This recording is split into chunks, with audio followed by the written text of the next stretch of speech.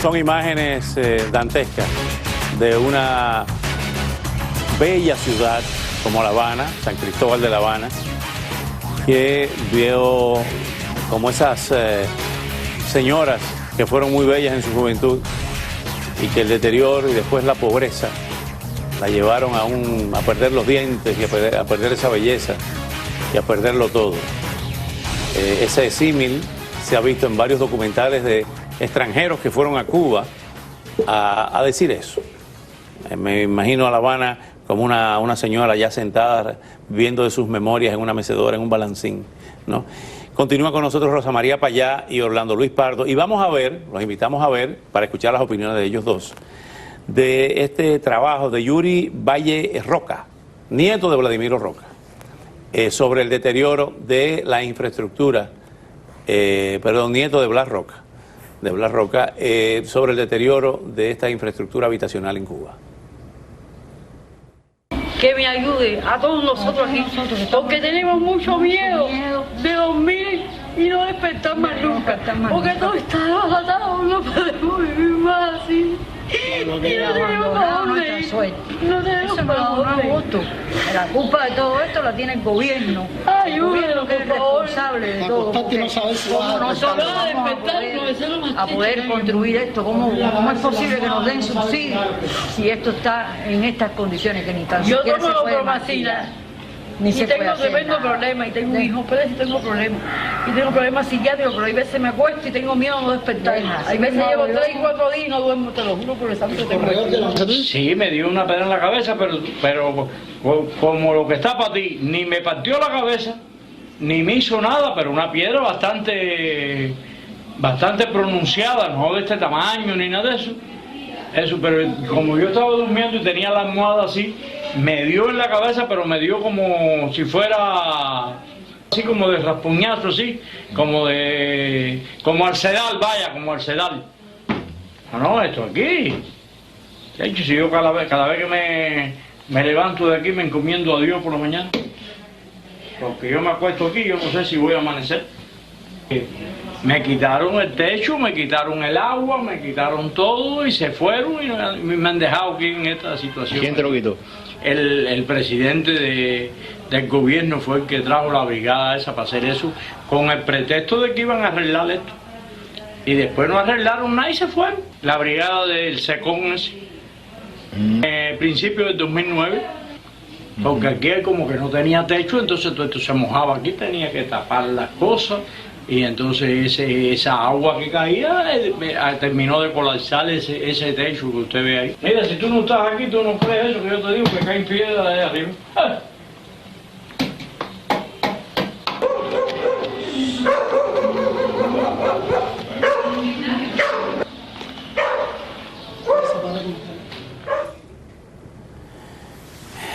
Rosa María y Orlando Luis Pardo, aquí no hay que hacer preguntas, hablen ustedes sobre este testimonio, estas vivencias.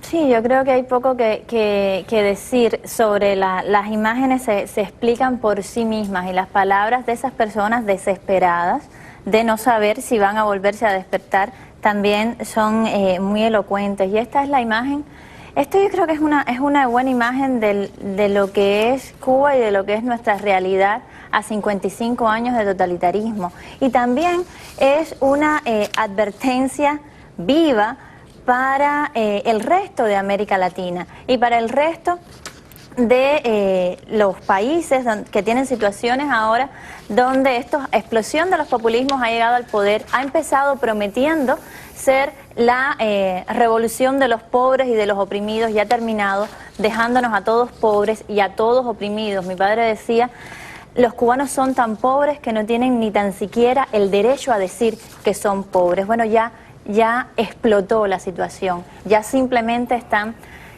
pidiendo por sus vidas. Por sus vidas. Orlando Luis, el 40% de las viviendas, de la infraestructura en Cuba está dañada en diferentes grados. Esa tarea es una tarea ciclópea para restablecer la infraestructura física de Cuba. ¿Cómo ves este problema? Uno de los legados del castrismo es esa insolvencia habitacional, esa crisis habitacional, esa tragedia, esas masas desplazadas, O sea que cuando el primer gobierno de transición, el primer gobierno democrático, y ojalá que llegue pronto, se va a encontrar no solamente una economía en ruinas, sino un paisaje urbano en ruinas y una antropología humana, o sea, valores espirituales y morales en ruina también.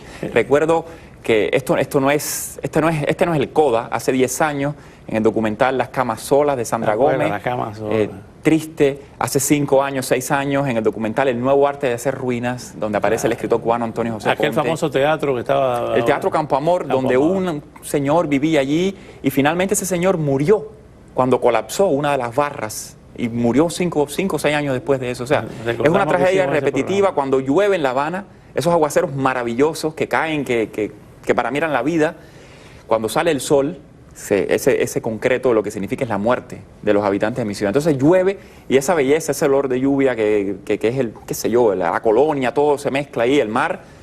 Tú dices, este es el olor también de la muerte, de mi vecino, la muerte de... Entonces es muy triste lo que está pasando. Sí, pero es una realidad que indigna, y es una realidad que indigna más cuando estás en un entorno en el que parece que es exótico ir a Cuba, ir a ver el arte de las ruinas, cuando esas ruinas están acabando con la vida de miles de personas, de cientos de personas, y quizás también es un llamado a concientizar que no se trata de este prisma que hemos sufrido los cubanos toda la vida, primero por ser la islita opuesta al antiimperialismo y ahora por tener los autos que dejaron los imperialistas hace 55 años en La Habana y que ahora quieren regresar a timonear. Estamos hablando de el drama de todas 11 millones de personas, el drama de una tras otra las generaciones de mi país, que tiene que llegar a un fin y que además no va a tener una solución de un día, no va a tener un cambio milagroso, pero que sí necesita del esfuerzo de todos los cubanos y de todos los que se dicen amigos de Cuba para transitar. Vamos a ver más de este trabajo de Yuri Valle Roca. Pero aquí no hay más resguardo ni nada que lo tape ni nada. Y ahí te estás dando cuenta que las paredes se están cuarteando para afuera. Y ahí están puestas las viguetas, después que estaba la brigada aquí, las retiraron para otro lugar. Todo se perdió después. Más nada apareció, más nada, no se ha ocupado más nada de esto, no han traído más ninguna brigada. Pasa para aquí, para la otra habitación, para que tú veas. Aquí iban a pusieron ya las viguetas para tirar una cubierta, que era lo que nos iba a tirar el cabo, ¿me entiendes? Pero bueno, al retirar las brigadas y eso y haberse perdido todo, esto se quedó así a las desbandadas. ¿Ustedes se han quejado alguna vez en la vivienda? ¿Han dicho algo? No hacen nada, mijo. Ya nosotros nos cansamos. Ya pregúntale a esa señora que vive hace no pide años aquí. Yo hace 8 años, pero ella vive 50, ya hace rato que está en lo mismo. Y no le dan casa. Nada, no hacen nada, que van a arreglar una vez y nosotros lo arreglaron, después se cayó un pedazo, como se cayó el pedazo, y después dijeron que iban a arreglar y entonces ya no han hecho más nada y esto se ha quedado así. Y yo, imagínate, ¿qué voy a hacer? Yo sí no puedo ni dormir, yo duermo con lopromacina porque tengo miedo que me caiga el techo arriba, porque ya yo vi una amistad mía que era religiosa igual que yo, que se le cayó arriba y la mató. Y yo digo con tremendo miedo, pero ¿qué voy a hacer? Si no me dan nada, ¿qué voy a hacer? No tengo para dónde ir, ¿a dónde voy a tener? Yo no quiero ni pensar en eso. Cogemos el agua, mira. Esto fue una manguera que inventamos nosotros, porque los tanques de la azotea, al derrumbarse, ya no existieron. Y entonces amarramos las tomas para coger el agua ahí.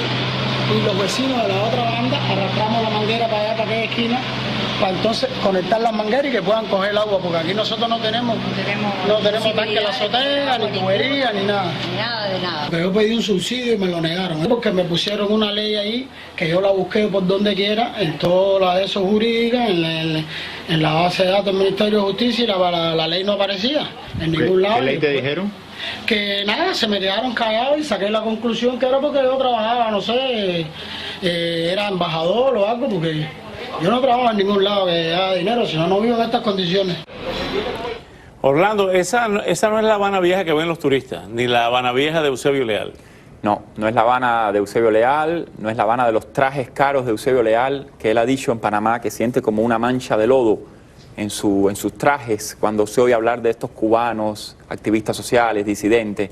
Lo dijo, ¿no? Que sentía una mancha de lodo con esa retórica arrogante y aristocrática. Estas personas, ¿por qué no se van? Primero porque es sus casas, ¿no? Pero las alternativas, conozco, y todo el mundo conoce, historias de 20, 25 años viviendo en un albergue. Quiere decir, usted, el gobierno, es posible que le oferte en algún momento una beca colectiva donde usted no va a salir nunca más de ahí. Y allí tendrá que vivir con su familia en colectivo, en condiciones a veces de conflictividad social, en repartos alejados, en la Ocho Villas, en Guanabacoa, o sea, no se van de ahí porque sería como renunciar para siempre a ser una familia. Y entonces pagan el terrible precio de dormir pensando que un día el edificio va a colapsar. O sea, no se van a despertar. Sí.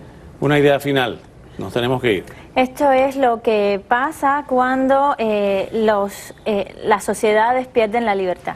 Decía Patricio Aylwin, si no tengo pan, si tengo que escoger entre el pan y la libertad, denme la libertad para luchar por el pan. Y esa es la libertad que necesitamos los cubanos para reconstruir nuestro país y para ser el país próspero y la sociedad próspera que podemos ser. Gracias por venir esta noche nuevamente.